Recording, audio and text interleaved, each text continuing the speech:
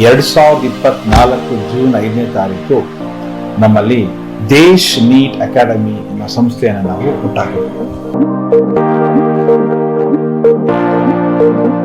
First ವರ್ಷ ಆದ್ರಿಂದ ಬಹಳಷ್ಟು ಪೇರೆಂಟ್ಸ್ಗಳು ನಮ್ಮನ್ನ ಅರ್ಧಂಬರ್ಧ ನಂಬಿದ್ರು, ಹೇಗೋ ಏನೋ ಎತ್ತ ಅಂತ ಹೇಳ್ಬಿಟ್ಟು ನಂಬಿದ್ರು. ಅದ್ರಲ್ಲೂ ಕೂಡ 120 ಜನ ಮಕ್ಕಳು ನಮ್ಮಲ್ಲಿ ದಾಖಲಾತಿ ಪಡ್ಕೊಂಡ್ರು.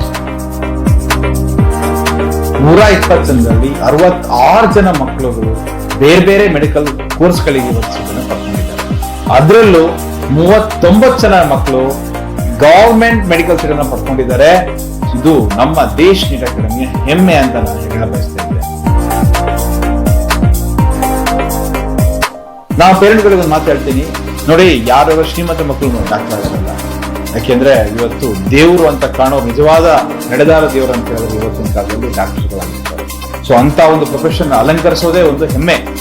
ಸೊ ಅಂತ ನಿಮ್ಮ ಕನಸನ್ನ ನನಸು ಮಾಡ್ಲಿಕ್ಕೆ ಈ ದೇಶ್ ನೀಟ್ ಅಕಾಡೆಮಿ ಯಾವಾಗ ನಿಮ್ಮ ಜೊತೆ ಇದೆ.